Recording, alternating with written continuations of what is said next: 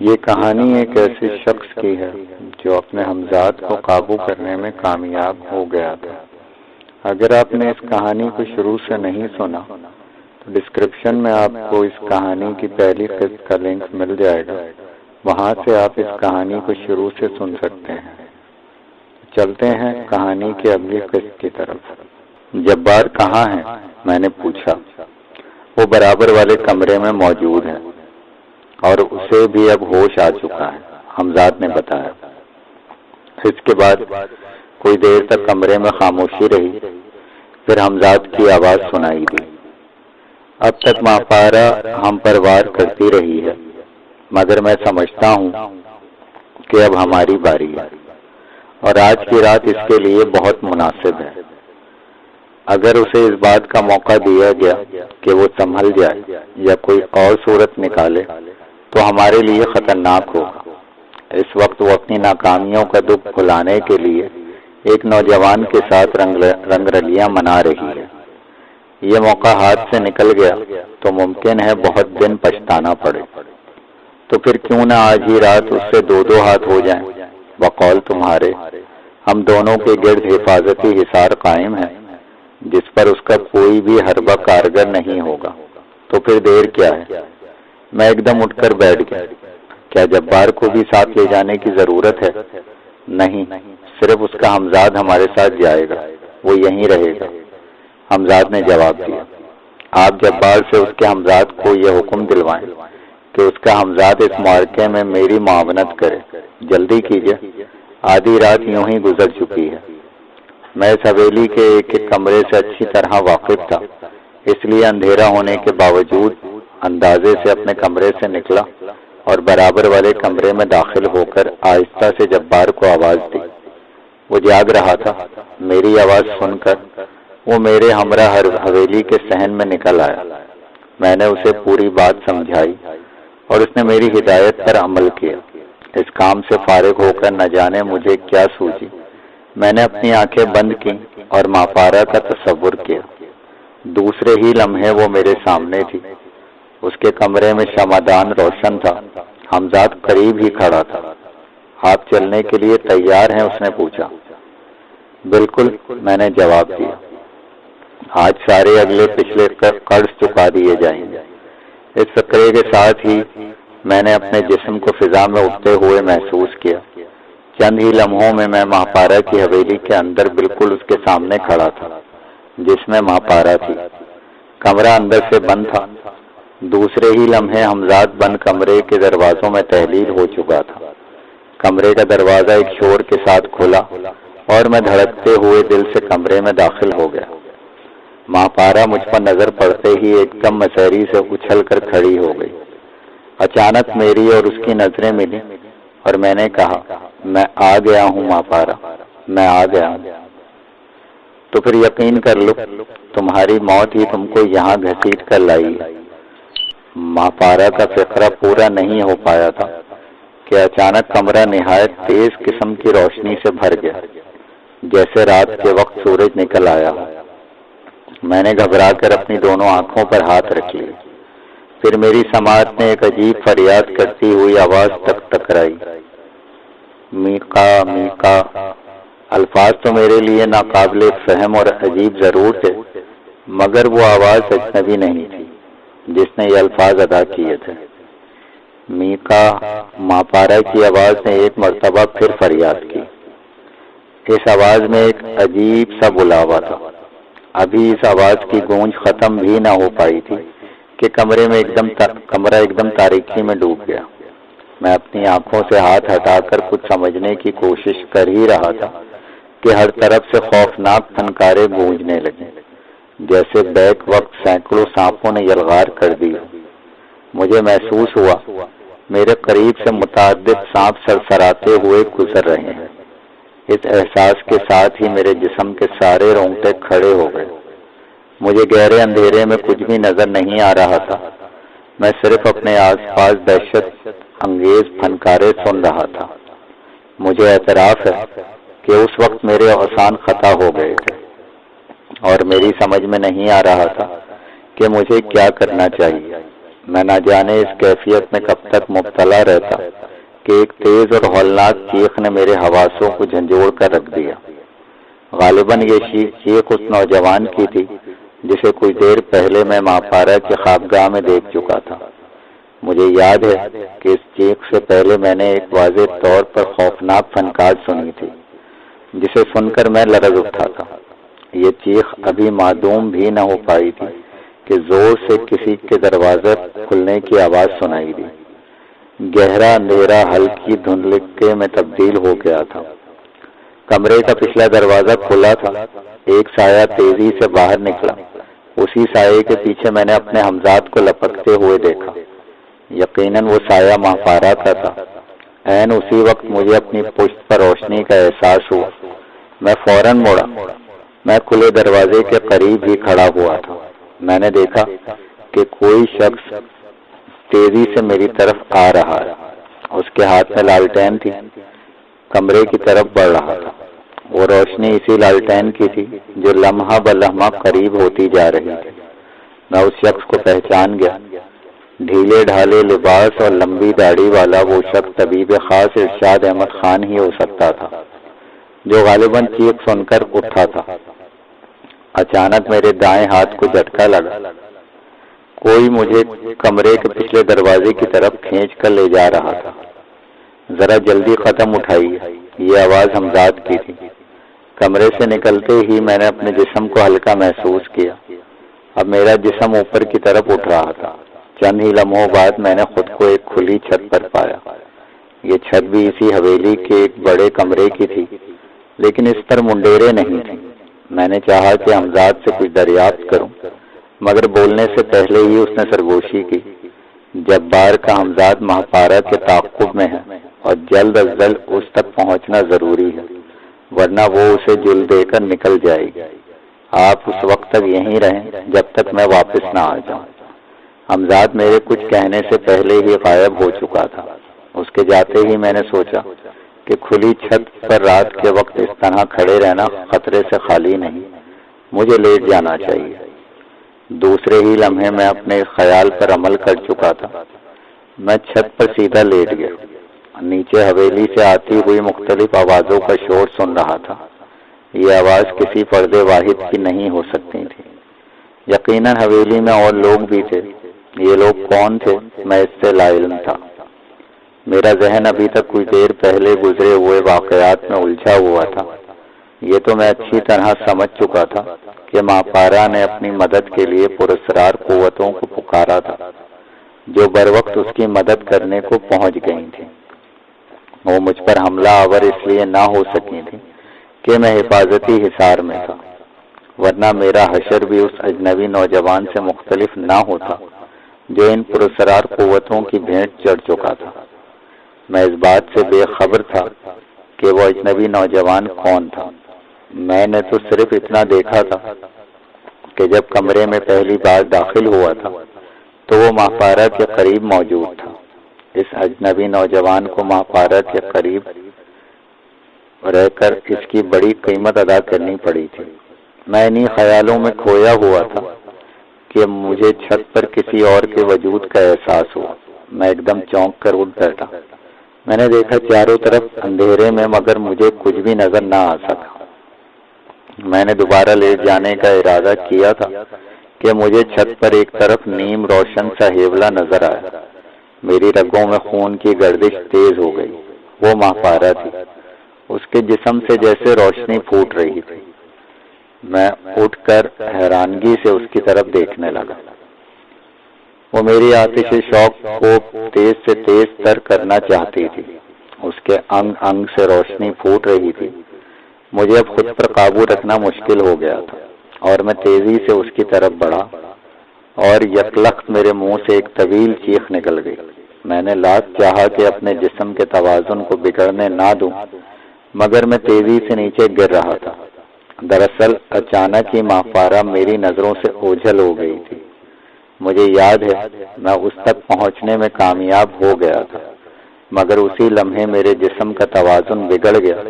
میرا ایک پاؤں خلا میں تھا اور دوسرا چھت کے کنارے پر، لیکن میں خود کو سنبھال نہ پایا اور چھت سے نیچے گرنے لگا۔ اسی وقت میری طویل چیخ دور دور تک رات کے سناٹے کو چیر گئی تھی۔ چھت اس قدر اونچی نہیں تھی جس سے گر کر میں کسی اندوناک حادثے کا شکار ہوتا، لیکن میرے حواس معطل ہو گئے تھے اور آنے والے مصائب کا دروازہ میرے لیے کھل گیا تھا، مگر یہ سب اتنا غیر متوقع اور اچانک ہوا تھا کہ مجھے سنبھلنے کا موقع ہی نہیں ملا۔ میں صرف اتنا کر سکا کہ سر کے بل نہ گرا، اس کے عوض مجھے اپنی ایک ٹانگ سے ہاتھ دھونے پڑے۔ میں چھت سے نیچے گلی میں گرا تھا اور میرے جسم کا سارا وزن صرف بائیں ٹانگ پر پڑا تھا۔ درد کی ایک شدید لہر جیسے میرے پورے وجود کو چیرتی ہوئی گزر گئی۔ میرے منہ سے چیخ نکلی اور ذہن پہ غفلت سی چھا گئی۔ نہ جانے کتنی دیر میں اسی حالت میں پڑا رہا۔ جب میرے حواس کچھ بحال ہوئے تو میں نے اٹھنا چاہا مگر پھر گر پڑا۔ اب مجھے احساس ہوا کہ میری ٹانگ ٹوٹ چکی ہے۔ میں نے آس پاس کی حویلیوں کی کھڑکیاں اور دروازے کھلتے دیکھے۔ گلی میں نکڑ پہ لگی ہوئی لالٹین کی مدھم روشنی پھیلی ہوئی تھی۔ جیسے ہی میری نظر اٹھی میری روح کانپ گئی۔ کچھ پولیس والے بھاگتے ہوئے گلی میں داخل ہو رہے تھے۔ ممکن ہے کوئی اور موقع ہوتا تو میں اتنا حواس باختہ نہ ہوتا، لیکن اس وقت ایک تو میرا ہمزاد میرے پاس نہیں تھا کیونکہ وہ ماہپارا سے جنگ لڑ رہا تھا، دوسرا یہ کہ میں سخت زخمی حالت میں تھا۔ ٹانگ کے علاوہ میری کونیاں وغیرہ بھی زخمی تھیں جن سے خون بہہ رہا تھا۔ میں نے ایک مرتبہ پھر اٹھ کر بھاگنے کی کوشش کی، لیکن اس مرتبہ حیرت انگیز طور پر درد کی شدت کے باوجود میں اٹھتا چلا گیا۔ مجھے ایسا لگا جیسے کوئی نادیدہ وجود مجھے سہارا دیے ہوئے ہو۔ پھر اپنے ہمزاد پر نظر پڑتے ہی میری جان میں جان آ گئی۔ مجھے اپنا وجود ہلکا محسوس ہوا۔ میں جیسے تیرتا ہوا گلی عبور کر کے دوسری گلی کی جانب بڑھنے لگا۔ میرے پیچھے بھاگتے ہوئے قدموں اور مختلف آوازوں کا شور تھا جو لمحہ بلمحہ دور ہوتا جا رہا تھا۔ میرے دونوں پاؤں زمین سے تقریباً 1 فٹ بلند تھے اور ہمزاد میرے جسم کا سارا بوجھ اٹھائے ہوئے تھا۔ اب بھی میرے بائیں پاؤں میں ٹیس اٹھ رہی تھی مگر میں کسی طرح ضبط کیے ہوئے تھا۔ کچھ ہی دیر بعد میں ماپارا کی حویلی سے کافی دور نکل گیا۔ مختلف گلیوں اور راستوں سے گزرتا ہوا ہمزاد مجھے نہ جانے کہاں لیے جا رہا تھا۔ رات کے وقت مجھے راستوں کا صحیح اندازہ نہیں ہو پا رہا تھا اور زخمی ہونے کے سبب میرے اوسان بھی پوری طرح بحال نہیں تھے۔ ہمزاد کی رفتار کچھ سست ہوئی تو میں نے دریافت کیا یہ ہم کدھر نکل آئے ہیں۔ فی الحال تو کوئی سوال نہ کیجیے، یہاں سے بہت قریب پولیس موجود ہے، ہم کسی محفوظ مقام تک پہنچ جائیں تو بات ہوگی۔ ہمزاد نے سرگوشی کی۔ میں نے اس کی بات سن کر چپ ہو گیا کیونکہ اس وقت مکمل طور پر اس کے رحم و کرم پر تھا۔ ہمزاد ایک سڑک عبور کر کے پھر گلی کے ایک سلسلے میں گھس پڑا۔ وہ دانستہ ایسے راستوں سے اجتناب کر رہا تھا جہاں گشتی پولیس یا کسی چوکیدار کے ملنے کا امکان ہو۔ فی الحال میں یہ بھی نہیں سمجھ پا رہا تھا کہ وہ فضا میں بلند ہونے کو کیوں ترجیح نہیں دے رہا۔ اس طرح گلیوں چھپتے ہوئے کسی جگہ پہنچنے کا کیا مقصد ہے اور یہ کہ وہ کہاں پہنچنا چاہتا تھا۔ میرے بولنے پر بھی اس نے پابندی عائد کر دی تھی، اس لیے اب میں اس سے کچھ نہیں پوچھ سکتا تھا۔ وہ مجھے لے کر اب ایک ایسے علاقے سے گزر رہا تھا جو میرے لیے جانا پہچانا تھا، مگر مجھے اس علاقے کا نام یاد نہیں آ رہا تھا۔ وہ راستے، وہ گلیاں میری دیکھی بھالی تھی۔ ہمزاد ایک جگہ کسی حویلی کی پشت پر پہنچ کر ٹھہر گیا۔ اس کے ساتھ مجھے اپنا جسم بلند ہوتا ہوا محسوس ہوا۔ چند ہی لمحوں بعد میں اس حویلی کے ایک نرم و آرام دہ بستر پر تھا۔ ہر طرف اندھیرا تھا، اس لیے مجھے کچھ دکھائی نہیں دے رہا تھا۔ مجھے صرف اتنا احساس تھا میں ایک آرام دہ بستر پر دراز ہو چکا ہوں، اور اس احساس کے ساتھ مجھ پر وحشی طاری ہونے لگی۔ میں نے کچھ دیر تک ڈوبتے ذہن سے لڑنے کی کوشش کی، لیکن چند ہی لمحوں میں مکمل طور پر بے ہوش ہو گیا۔ ہوش میں آنے کے بعد بھی میں نے ہر طرف ہلکا ہلکا اندھیرا ہی پھیلا ہوا دیکھا۔ میں نے بے خیالی میں کروٹ لینا چاہی تو میرے منہ سے ایک طویل چیخ نکل گئی۔ بائیں پاؤں کے زخم سے ٹیس اٹھ رہی تھی۔ حمزاد میرے منہ سے بے اختیار نکلا۔ میں آپ کے پاس ہی ہوں، اب گھبرانے کی کوئی بات نہیں۔ مجھے حمزاد کی آواز سنائی دی۔ مجھے معلوم ہے کہ آپ حقیقت حال جاننے کے لیے بے چین ہیں، لیکن مجھے آپ کے پاؤں کی فکر ہے۔ ہر چند کے وقتی طور پر میں نے ضروری مرہم پٹی کر دی ہے، لیکن یہی کافی نہیں، کیونکہ آپ کے پاؤں کی ہڈی 2 جگہ سے ٹوٹی ہے۔ اور کیا؟ میں یہ جان کر گھبرا گیا۔ کیا میں اپاہج ہو چکا ہوں؟ یہ صدمہ میرے لیے ناقابل برداشت ہے۔ جی ہاں، میں صحیح کہہ رہا ہوں، حقیقت یہی ہے، اور میں آپ کو کسی دھوکے میں بھی نہیں رکھنا چاہتا۔ بہت ممکن ہے آپ کو ایک ٹانگ سے محروم ہونا پڑے۔ یہ کہہ کر حمزاد کچھ دیر کے لیے رکا۔ یہ سن کر جیسے میری جان نکل گئی۔ یہ واقعہ اب سے تقریباً 1.25 صدی پہلے کا ہے، بلکہ شاید اس سے بھی پہلے کا۔ اس زمانے میں اتنی طبی سہولیات نہیں تھیں جتنی آج ہیں، مگر یہ ممکن ہے کہ آپ عارضی طور پر اس درد و تکلیف سے نجات پا جائیں، حمزاد کہہ رہا تھا، اور اس کے لیے آپ کا ہوش میں آنا ضروری ہے۔ لیکن اس کے باوجود آپ بغیر میرے چلنے پھرنے سے معذور ہوں گے۔ خیر، بعد میں جو ہوگا دیکھا جائے گا۔ فی الحال تو یہ تکلیف میرے لیے ناقابل برداشت ہے۔ اس کا فوراً کچھ علاج کرو، میں نے بےتابی سے کہا۔ حمزاد نے میرے زخمی پاؤں پر ہاتھ رکھ دیا، اور پھر میں ایک عجیب ہی تجربے سے دوچار ہوا۔ میں حمزاد کے ہاتھ کا لمس اپنے پاؤں پر محسوس کر رہا تھا۔ وہ آہستہ آہستہ میرے پورے پاؤں پر ہاتھ پھیر رہا تھا۔ پھر اس کے ہاتھ کی حرکت کے ساتھ ساتھ ہی میری تکلیف کم ہوتی جا رہی تھی، جیسے کوئی نادیدہ قوت سارا درد کھینچ کر لے جا رہی ہو۔ چند ہی لمحوں بعد میں سکون کا سانس لے رہا تھا، لیکن یہ وقفہ عارضی تھا۔ میں جسمانی تکلیف سے تو نجات پا چکا تھا، مگر جب حمزاد نے مجھے کچھ دیر پہلے پیش آنے والے واقعات کی تفصیل بتائی تو غصے سے میرا خون کھول اٹھا۔ حمزاد نے مجھے بتایا، اس کا خلاصہ یہ تھا کہ ماپارا کے مقابلے میں ایک بار پھر شکست کا منہ دیکھ چکا تھا۔ ہوا یہ کہ جیسے ہی ماپارا کی حویلی میں پہنچا تو وہ ہوشیار ہو چکی تھی۔ نہ صرف اس وقت اس نے اپنے بچاؤ کے لیے کچھ کیا تھا، بلکہ میری حویلی سے چلتے ہی پہلا حملہ اس نے جبار پر کیا تھا، کیونکہ اسے یہ بات معلوم تھی کہ جبار حویلی میں تنہا ہے، لیکن حویلی کے چاروں طرف حفاظتی حصار کھچا ہونے کے سبب جبار کا حویلی سے باہر آنا ضروری تھا۔ اس لیے ماپارا نے اسے فریب میں مبتلا کر دیا کہ میں حویلی سے باہر اسے آواز دے رہا ہوں۔ جبار جیسے ہی حویلی سے نکلا وہ غیر محفوظ ہو چکا تھا۔ نتیجہ یہ کہ اب وہ پوری طرح ماپارا کے قابو میں تھا اور اس کے ذریعے جو چاہے کرا سکتی تھی۔ جبار ماپارا کے شہر میں گرفتار ہو کر بیگم پل کے پولیس تھانے جا پہنچا، جو نواب صاحب قبلہ کی محل نما حویلی کے قریب تھا۔ جبار ادھر خود کو قانون کے حوالے کر رہا تھا کہ میں دونوں حمزادوں کے ساتھ ماپارا تک پہنچ گیا۔ دونوں حمزاد اپنی پوری توجہ ماپارا پر مرکوز رکھنے کے باوجود ان واقعات سے بھی باخبر تھے جو جبار کو پیش آئے تھے۔ جبار کا گرفتار ہونا ان کی نظر میں کوئی تشویشناک بات نہیں تھی، وہ اسے کبھی بھی پولیس کے قید سے آزاد کرا سکتے تھے۔ دو حمزادوں کی موجودگی میں ماپارا نے اپنا آخری حربہ استعمال کیا، کیونکہ اب سوائے اس کے کوئی چارہ نہیں تھا کہ اس نے مدد کے لیے اپنی ماں ساحرہ کی پراسرار قوتوں کو پکارا، جنہوں نے بروقت اس کی مدد کی، جس کی وجہ سے دونوں حمزادوں کو بجائے حملہ آور ہونے کے دفاعی جنگ لڑنے پر مجبور ہو گئے۔ اس صورتحال سے فائدہ اٹھا کر ماپارا نے فرار کی راہ اختیار کرنا چاہی، مگر دونوں حمزادوں نے اس کا پیچھا نہ چھوڑا۔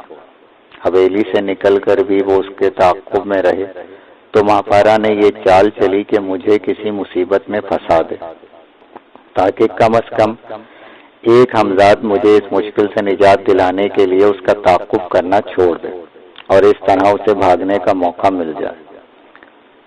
اپنی اس شیطانیت پر عمل کرنے کے لیے اس نے اجنبی نوجوان کو موت کے گھاٹ اتار دیا۔ وہ اجنبی نوجوان خوف سے سہما ہوا، کچھ نہ سمجھتے ہوئے ماں پارا کی مسیری پر سمٹایا بیٹھا تھا کہ اسے ایک سانپ نے ڈس لیا۔ ماں پارا کا مقصد بھی یہی تھا کہ نوجوان چیخ پڑے، اور ہوا بھی یہی۔ اس طرح طبیب خاص ارشاد احمد خان جاگ اٹھے اور ماں پارا کے کمرے کی طرف لپکے۔ یہی چیخ سن کر آس پاس کی حویلی میں رہنے والے بھی طبیب خاص کی حویلی کی طرف دوڑے، کیونکہ چیخ وہیں سے آئی تھی۔ دراصل ماں پارا چاہتی بھی یہی تھی کہ نوجوان کی چیخ سن کر لوگ وہاں پہنچے اور مجھے پکڑ لیں۔ میرے لیے صورتحال خطرناک تھی، مجبوراً میرے ہمزاد کو مجھ تک پہنچنا پڑا تاکہ وہ مجھے اس خطرے سے بچا سکے۔ صرف جبار کا ہمزاد ماں پارا کو قابو کرنے کا اہل نہیں تھا، اس لیے تنہا اس کا مقابلہ نہ کر سکا۔ ماں پارا نے اسے تکلیف میں مبتلا کر دیا تھا، اور اگر میرا ہمزاد مجھے چھت پر چھوڑ کر فوراً اس کی مدد کو نہ پہنچتا تو ماں پارا اس کا کام تمام کر چکی ہوتی۔ ادھر میرا ہمزاد جبار کے ہمزاد کو مصیبت سے بچانے میں لگا، ادھر ماں پارا نے موقع پا کر مجھے فریب نظر میں مبتلا کر دیا۔ جب میں چھت سے نیچے گرنے لگا تو وہ فرار ہونے لگی۔ دونوں ہمزاد پوری طرح اس کی طرف متوجہ تھے اور کسی بھی قیمت پر اسے فرار ہونے کا موقع نہیں دینا چاہتے تھے۔ انہوں نے چاہا تھا کہ ماں پارا کو قابو میں کر کے اس کی تمام قوتیں سلب کر لیں، مگر قسمت قدم و قدم ماں پارا کا ساتھ دے رہی تھی۔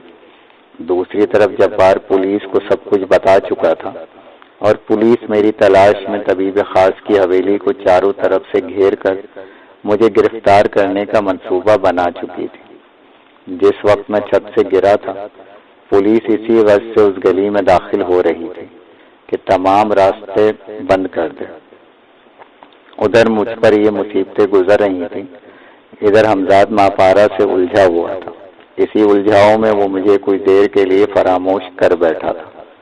پھر اچانک ہی جب اسے میرا خیال آیا تو یہ وہ وقت تھا جب میری گرفتاری کے لمحات بالکل قریب آ چکے تھے۔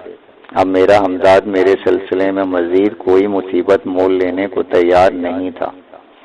وہ ماں پارا کا تعاقب چھوڑ کر فوراً میری مدد کے لیے پہنچا، اور اس عرصے میں ماں پارا کو فرار ہونے کا موقع مل گیا۔